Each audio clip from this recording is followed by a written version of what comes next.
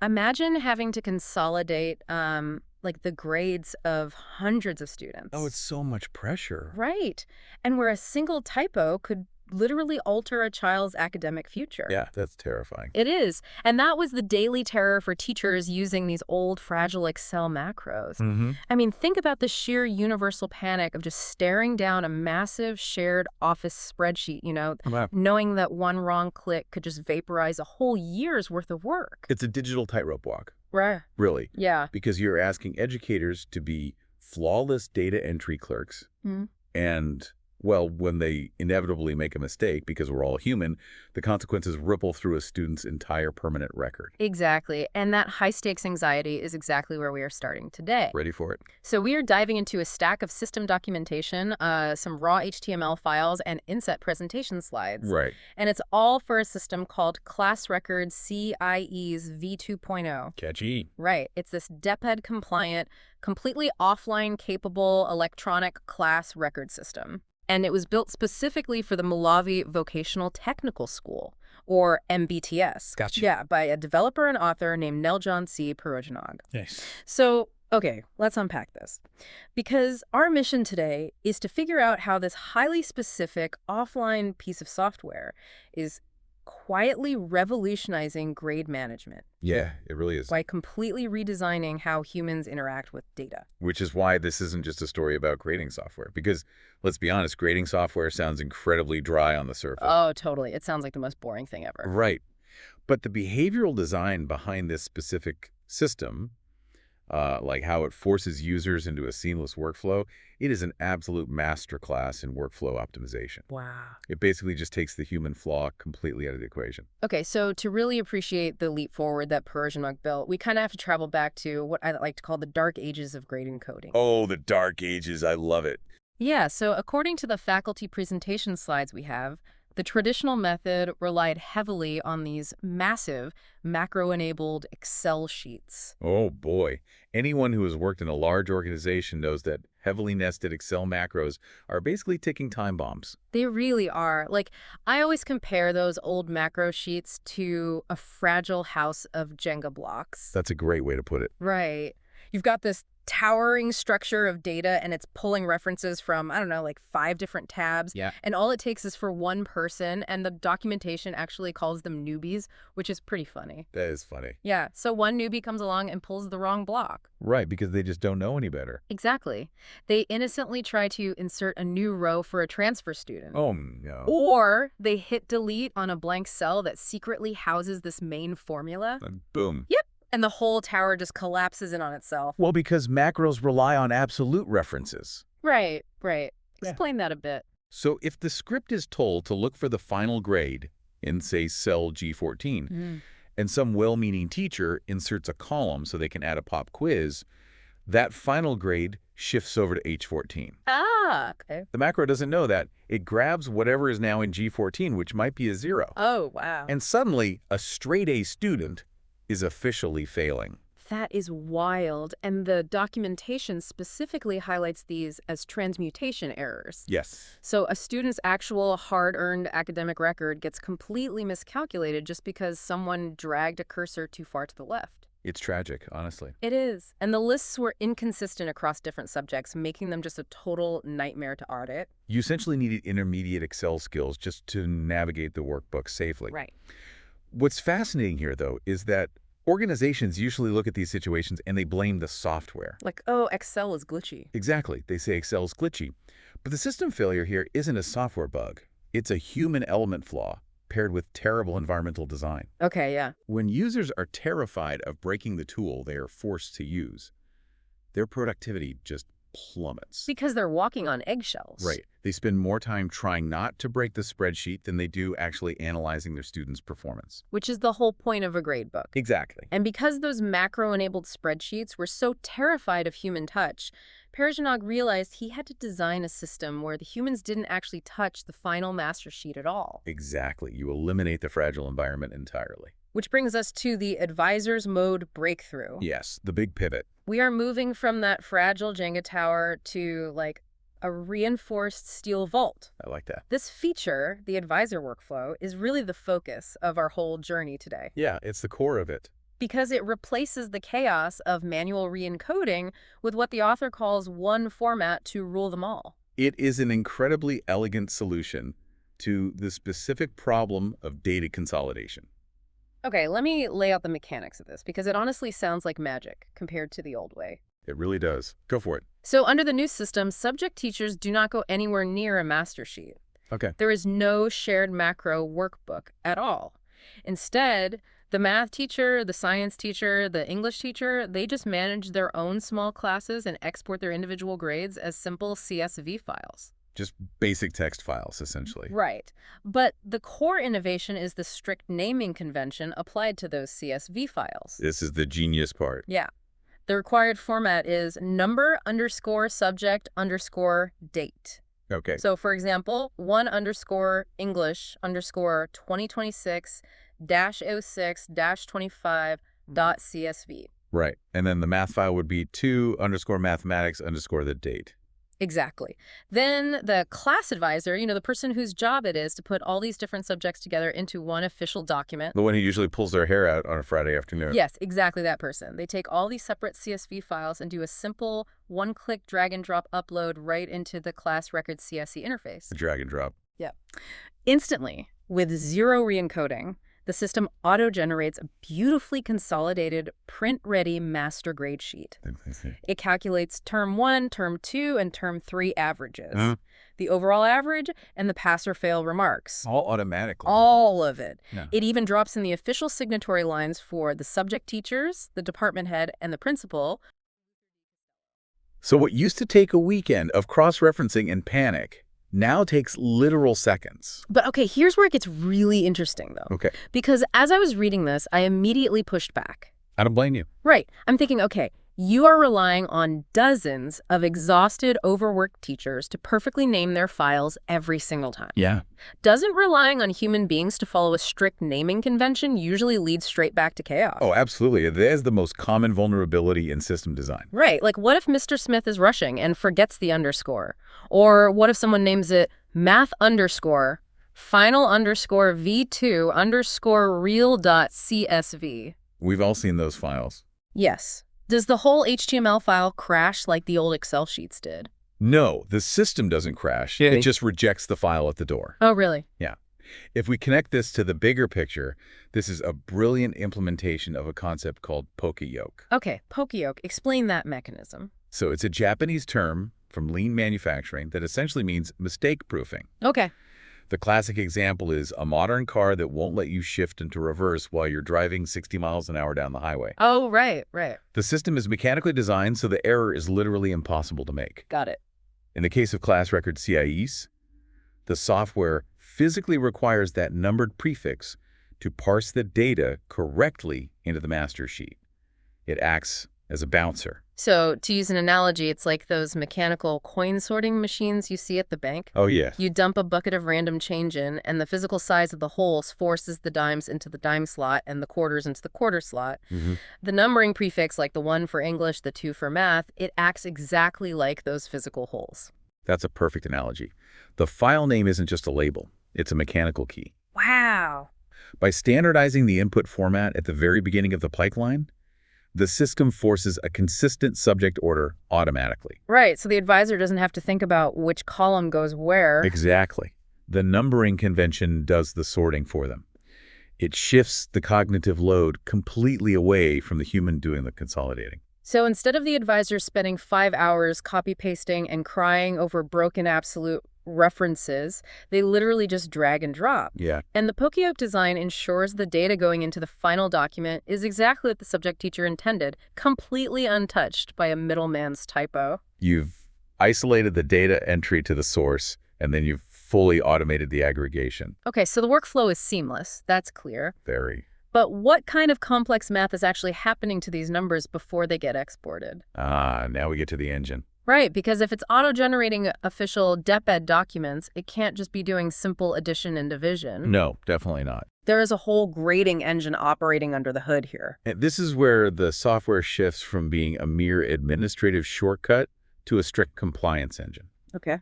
The system is built to be 100% compliant with a specific Department of Education order, which is DO0415 to 2026. Which dictates a very specific automated transmutation table. Exactly. And for those unfamiliar with the term, transmutation is basically a formalized way of curving or scaling grades based on standard criteria set by the government. Right.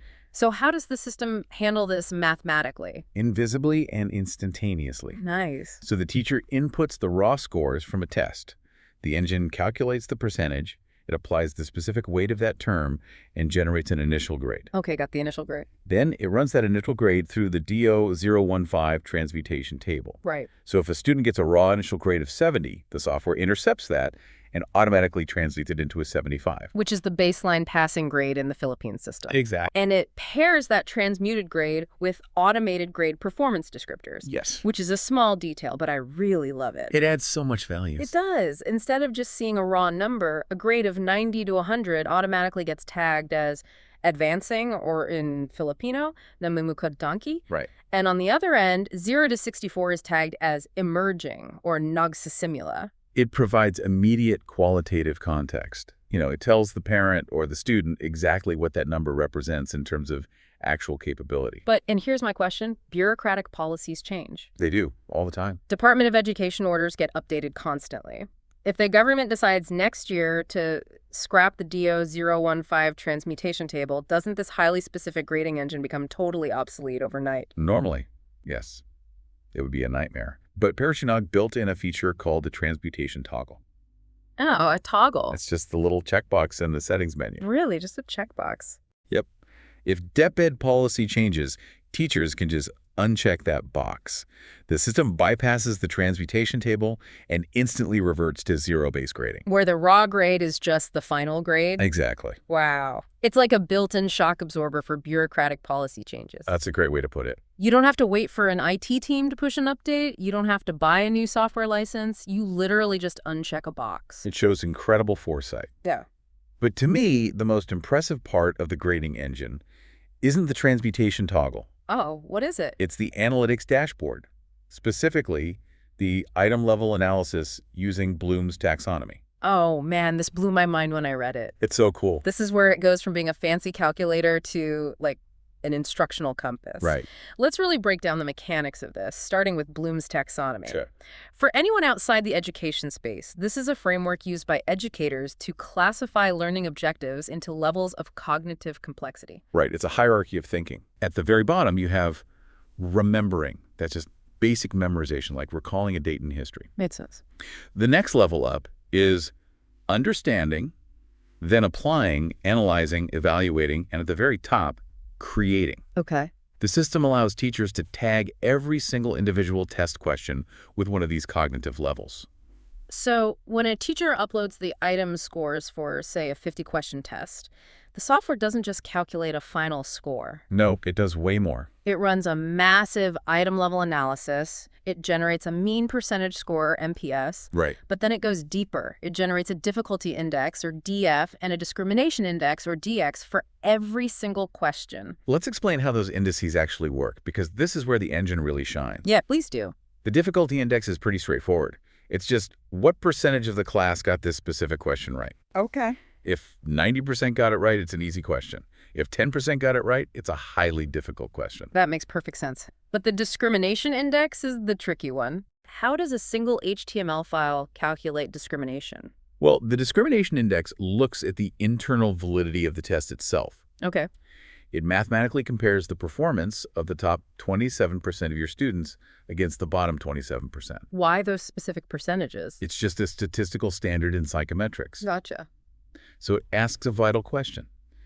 Did the students who scored highest on the overall test get this specific question right, while the students who scored lowest got it wrong?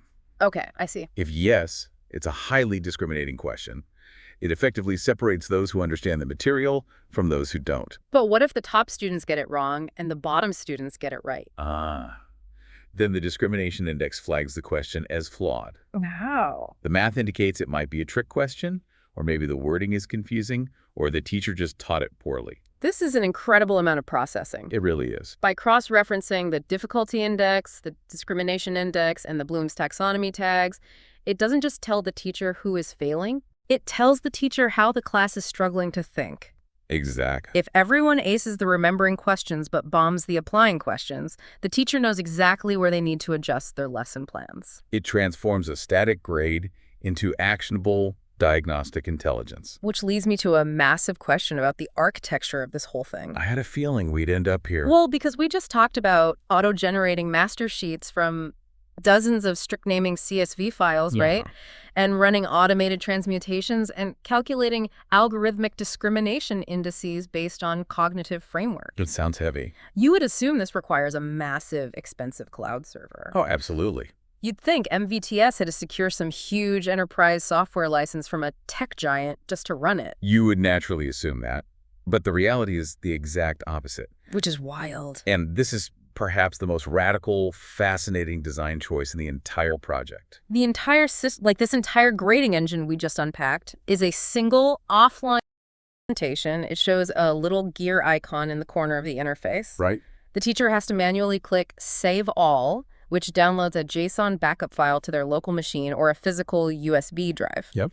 For those unfamiliar, what exactly is a JSON file in this context? Well, JSON stands for JavaScript Object Notation. Okay. But practically speaking, it's just a highly organized, lightweight text file. Got it. It strips away all the heavy formatting, the colors, the fonts, and boils your entire semester's gradebook down to a universal string of plain text. Oh, that's smart. So if your browser cache is wiped, you just feed that lightweight text file back into the HTML, and it rebuilds your entire gradebook and all the analytics instantly. But the teacher has to actively remember to download it. They do. What we are looking at here is a profound trade-off between universal accessibility and data security. And we really have to contextualize the setting here. Right. Malave Vocational Technical School is in the Philippines. We are talking about an environment that deals with regional power outages, limited school Wi-Fi bandwidth, and a very real digital divide. Right. Not every teacher has access to reliable, high-speed internet at home or even in their classroom. Exactly. Cloud-based software is completely useless if you can't reach the cloud. By removing the need for external servers, Persianog eliminated the digital divide entirely. That's huge. A teacher can run complex Bloom's taxonomy analytics on a cheap 5-year-old Android tablet under a tree if they have to. Wow. But the cost of that universal accessibility is that it transfers the absolute responsibility of data preservation squarely onto the user. There is no IT department in the cloud that can restore your account if you mess up. Nope. You are your own IT department. And that's exactly why the training aspect is so critical. The documentation mentions running LAC sessions, which are learning action cell sessions. Right. They dedicate hours just to teaching the faculty the mechanics of data management, how to export that JSON file to a flash drive, how to understand local storage, how to not clear their cache blindly. It's a bold choice, but given the real-world constraints of the school's infrastructure, it is undeniably the right one. I completely agree. It solves the immediate pain point, that whole macro Excel nightmare, without introducing a new, insurmountable barrier of internet dependency. It empowers the educator, but it demands discipline in return. So let's bring this all together. Sure. We started in the absolute chaos of fragile Excel macros, where inserting a row could literally ruin a transmutation and corrupt a student's final grade. A system defined by a fear of the tool itself. And we explored how ClassRecordCIESv3 solves this through the advisor mode. Right. Subject teachers export simple CSVs using a strict mechanical naming convention, like 1_English. The advisor drags and drops them, and the Pokeyoke bouncer system instantly auto-sorts them, generating a print-ready master grade sheet with 0 re-encoding. All while running a background engine that handles DO015 transmutations, tags performance descriptors, and analyzes cognitive capability through Bloom's taxonomy. And it accomplishes all of this completely offline, leveraging JavaScript and local storage inside a single HTML file. It's a brilliant piece of engineering. It really is. But why should someone listening to this who maybe isn't a senior high school teacher care about how a school in the Philippines manages its grades? Because the core principles apply to literally any industry. Okay, how so? Whether you are managing students or dealing with complex corporate 10 metrics, the lesson is about standardizing your inputs. Ah, right. Enforcing a standardized input, like that coin sorting CSV naming convention, is the ultimate shortcut. Because it removes the human error early on. Right. When you build the guardrails at the very beginning of the pipeline, You prevent the error from ever entering the system. You stop fixing the data at the end because you've removed the friction of human data entry during the consolidation phase. Exactly. It frees up your team to actually analyze the data rather than just surviving the process of organizing it. It lets teachers be teachers, not data entry clerks. Which leaves me with this final thought for everyone listening today. We spent the last 20 minutes unpacking how a single locally stored HTML file can rival the analytical power of enterprise software. It really is impressive. It makes you wonder, as we increasingly hand over every aspect of our professional lives to expensive, vulnerable, subscription-based cloud services. Maybe the most radical, future-proof thing a developer can do today isn't building a better cloud app. Interesting. Maybe the ultimate innovation is building something incredibly powerful that thrives completely off the grid. You know, sometimes the most resilient systems are the ones that don't need a connection to survive. And they just might save your Friday afternoon. Thank you for joining us on this deep dive into ClassRecordCIESv3 2.0. We'll see you next time.